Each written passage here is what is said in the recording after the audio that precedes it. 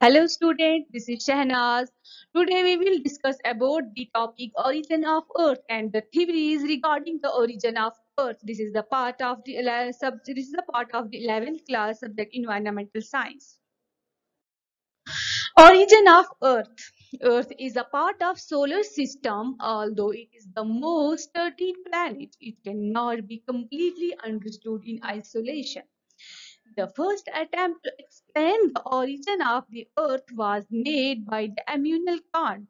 Since then, many other theories fall in the two categories: evolutionary or natural theories, then catastrophic theories.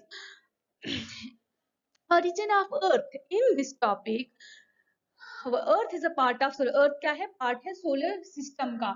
And we cannot study this planet in an isolation. The first attempt, the first theory, जो पहली theory गई थी regarding the origin of the earth, वो किसने दी थी? Made by Immanuel Kant. Hypothesis. Then today we study about the Immanuel Kant hypothesis, and this theory is drop in the evolutionary and natural theories.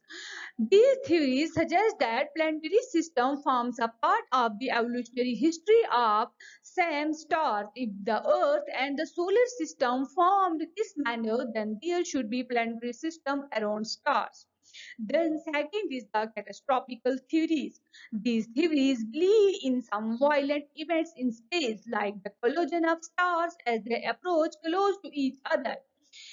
इसमें क्या था कि कैटास्ट्रॉफिकल theories वो theories थी वो इसमें ये बिलीव किया गया है कि एक स्पेस में कोई भी जब कोलिजन ऑफ स्टार्स होगा तब ये एक दूसरे के साथ क्लाइड्स करेंगे and then after that and then approach to close and then approach close to each other.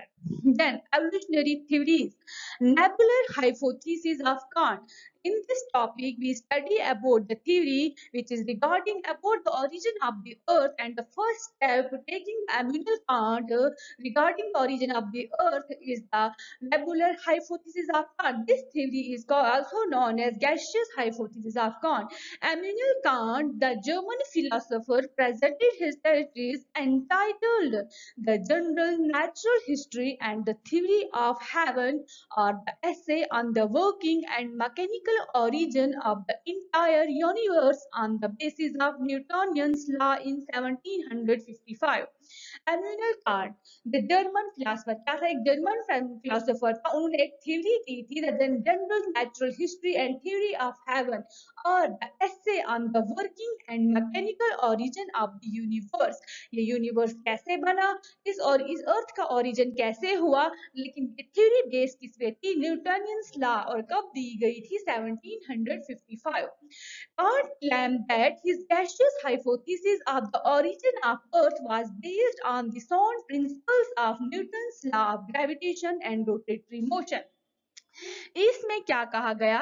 Can't ने क्या कहा गया? Can't claimed that his gaseous hypothesis of the origin of earth was based on the sound principles of Newton's law of gravitation and rotatory motion.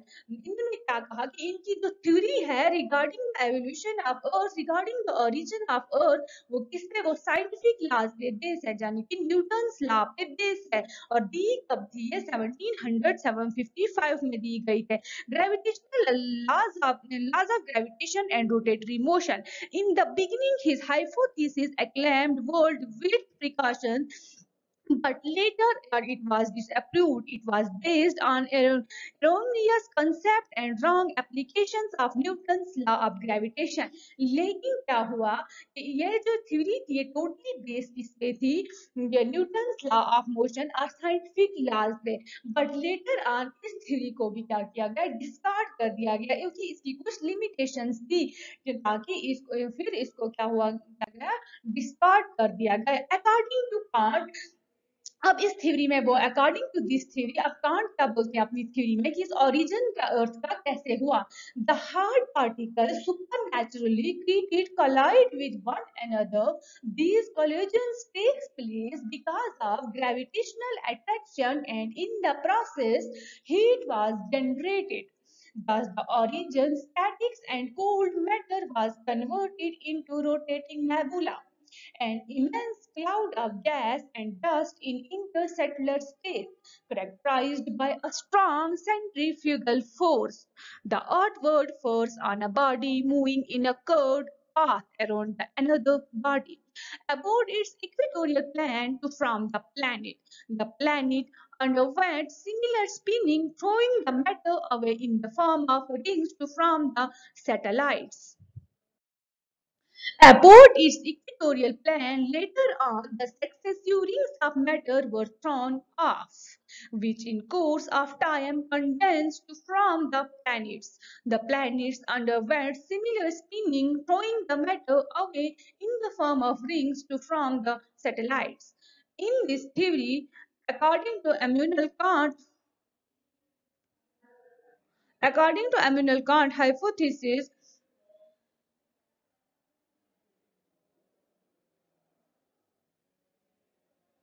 regarding this theory Kant postulates his gaseous hypothesis of origin of Earth on the basis of a few assumptions.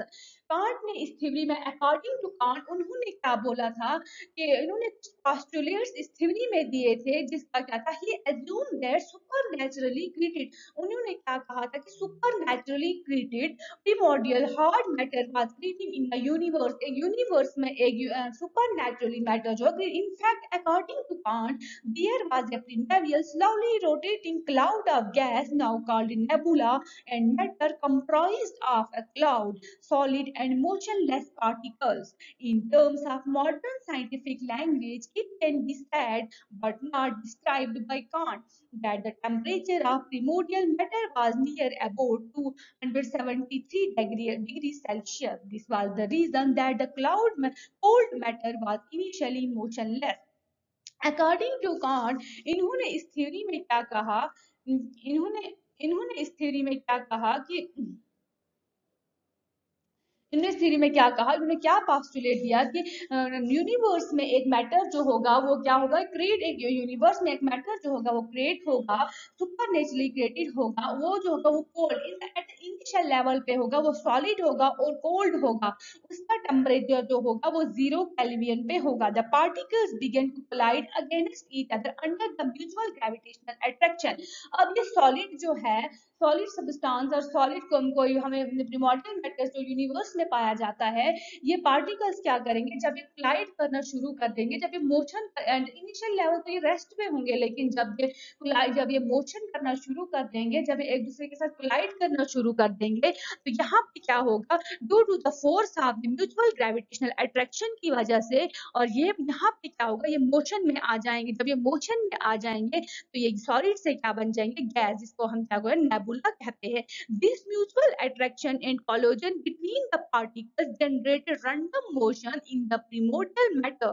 Collision of particles also generated friction जब इन particles के बीच में collision होगी तो इनमें क्या generate करेंगे friction generate करेंगे विच जनरेट जब इन पार्टिकल्स के बीच में कोलिजन होगी जब ये आपस में टकराएंगे तो यहाँ पे क्या होगा यहाँ पे एक फ्रिक्शन जो होगी क्रिएट होगी जब फ्रिक्शन क्रिएट होगी तो फ्रिक्शन की वजह से क्या होगा हीट जनरेट होगी with the result the temperature of the primordial matter start rising इसका जो हमें यूनिवर्स में जो super naturally created primordial matter universe में था तो इसका टेम्परेचर जो होगा वो राइज होना शुरू हो जाएगा ही फर्दर एग्रीड दैट उन्होंने ये भी कहा that the random motion of the particles also generated rotatory motion in the matter जो रैंडम मोशन ऑफ पार्टिकल जो मोशन है इन पार्टिकल्स में ये क्या करेंगे ये जनरेट करेंगे rotatory motion in the primordial matter that's the original cold and motionless cloud of matter become in due course a vast hot nebula लेकिन जो ओरिजिनल क्या था ओरिजिनल हमारे पास मोशनलेस क्लाउड मैटर था जो एक हम फर्स्टली जो हमें सुपर नेचुरली पाया गया था प्रिमोर्डियल मैटर को जो इनिशियल लेवल पे कोल्ड था सॉलिड था वो क्या आहिस्ता जब इनमें जब कोलाइड करने शुरू हो जाएंगे इनमें फ्रिक्शन क्रिएट होगी और जब फ्रिक्शन कोलाइड इनकी वजह से करेंगे ड्यू टू ग्रेविटेशनल अट्रैक्शन की वजह से तो उसके बाद क्या होगा इनमें में हीट जनरेट होगी, जब हीट जनरेट होगी तो ये क्या बनेगा, एक vast hot nebula and start spinning rotating around its axis. जब ये हॉट नेबुला बनेगा तो ये अपनी एक्सिस पे रोटेट करना शुरू कर देगा। और उन्होंने इस थ्योरी में क्या बोला, अबाउट इक्वेटोरियल प्लेन, क्या बोला कि अपनी ही एक्सिस पे ये, अपनी ही एक्सिस पे ये क्या करेगा, रोटेट करना शुरू कर दिया था। और उन्होंने according to Kant with the increase in temperature the random motion as well as the rate of collision among the particles also increase. Kant ने क्या कहा कि जब टेम्परेचर जो होगा इसका, इस नेबुला का इंक्रीज हो जाएगा तो ऑटोमेटिकली जो random motion as well as the rate of collision among the particles also increase. जो हमें जब जो प्रिमोर्डियल मैटर है पहले ही, जब वो उसमें कोलोजन जो होगी, रेट ऑफ कोलोजन इंक्रीज हो जाएगी और ऑटोमेटिकली क्या होगा, जब इसकी हीट इंक्रीज हो जाएगी, जब से इनका टेम्परेचर इंक्रीज हो जाएगा तो ऑटोमेटिकली इनका कोलोजन रेट जो है वो भी इंक्रीज हो जाएगा। This gave extra impetus of the rate of rotatory motion spinning of the primordial matter. The rise in temperature also change the state of primordial matter from solid to gaseous particles. जब इसका temperature rise होगा तो initial level पे जो हमारा original प्रिमोर्डियल matter था solid state में, वो कोल्ड में, वो कहां से कहां चेंज, सॉलिड से गैसियस में चेंज हो जाएगा। Thus, the initial primordial matter gradually change into hard rotating nebula, और वो किस में चेंज हो जाएगा, नेबुला में चेंज हो जाएगा। With continuous rise in temperature and rate of rotatory motion, the nebula start expanding in size. क्या होता है, जब कंटिन्यूअस राइज इन टेम्परेचर, जब इनका टेम्परेचर जो है कंटिन्यूअस राइज हो जाएगा और रोटेटरी मोशन ऑफ नेबुला का वो इंक्रीज हो जाएगा और इसका साइज भी जो है, जब टेम्परेचर इंक्रीज हो जाएगा, रोटेटरी मोशन जो अपने एक्सिस पे रोटेट करेगा वो भी इंक्रीज हो जाएगा और इसका साइज भी जो है एक्सपैंड, नेबुला का साइज भी एक्सपैंड हो जाएगा। According to Immanuel Kant, as the heat increase, the size of nebula increase, and the size of nebula increase, the angular velocity or rotatory speed further increase. इसमें क्या कहा जाता है, according to एम्यूनल can't, इस theory के हिसाब से क्या कहा जाता है कि जब जब नेबुला का टेम्परेचर इंक्रीज हो जाएगा तो इसका साइज भी इंक्रीज हो जाएगा। जब साइज इंक्रीज हो जाएगा एंगुलर वेलोसिटी और रोटेटरी स्पीड जो है वो इंक्रीज हो जाएगी। Due to continuous in size increase in size of nebula, the rotatory speed becomes so fast that the centrifugal force exceed the attraction or centripetal force. क्या होगा, जब जब इसका साइज बढ़ता जाएगा, जब इसका नेबुला का साइज बढ़ता जाएगा, ड्यू टू रोटेटरी स्पीड बढ़ती जाएगी, जो सेंट्रीफ्यूगल फोर्स है away from the centre exceeded the attractional or centripetal force। क्या करेगी, away from the center exceed, ये किसको करेगी, attraction of centripetal force directed towards the center। The nebula starts spinning so rapidly that an irregular ring was separated from the middle part। क्या होता है, जब ये रोटेट करना, मतलब जितना जितना साइज बढ़ता जाएगा इतना इतना ज्यादा ये रोटेट करना शुरू हो जाएगा और सेंट्रीपिटल फोर्स जो है वो एक्सीड किसको करेगी, सेंट्रीपिटल फोर्स को। और क्या होगा, जो the nebula starts spinning so rapidly that the irregular ring was separated from the middle part of the nebula, और middle part nebula के middle part से जो है ring अलग हो जाएगी and was ultimately thrown out due to centrifugal force। और किस force की वजह से वो निकलेगी, centrifugal force। By the repetition of the same process, a system concentric rings were separated 9 rings। इसी ये सिस्टम जो है, ये प्रोसेस जो है रिपीट होता रहेगा, टेम्परेचर इंक्रीज होता जाएगा, रोटेटरी स्पीड इंक्रीज होती जाएगी। उसके बाद क्या होगा, सेंट्रीफ्यूगल फोर्स, ये सेंटर से ऐसे ऐसे 9 रिंग्स हमारे ऊपर निकल जाएंगी। The residual central mass of nebula remained as the sun, और जो सेंटर में रेजिडुअल मास बचेगा नेबुला का वो क्या बनेगा, एज द सन।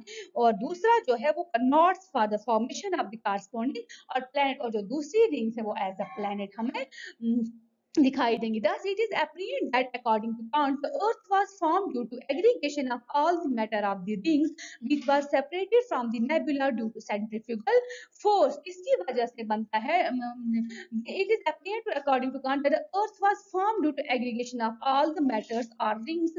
किसकी वजह से अर्थ बनी, किसके aggregation of all the matter, जब सारे मैटर एग्रीगेट हो गए उसके बाद all the matters of ring was separated, जब रिंग से, जब उस मैटर से रिंग है, एक रिंग सेपरेट होती गई फ्रॉम द नेबुला से ड्यू टू सेंट्रीफ्यूगल फोर्स की वजह से हमारे पास जो ओरिजिन ऑफ अर्थ हुआ by the repetition of the same process of the rings were separated from the newly found planet and the materials of each ring were condensed from the satellite of the concerned planets. This is all about the theory regarding the origin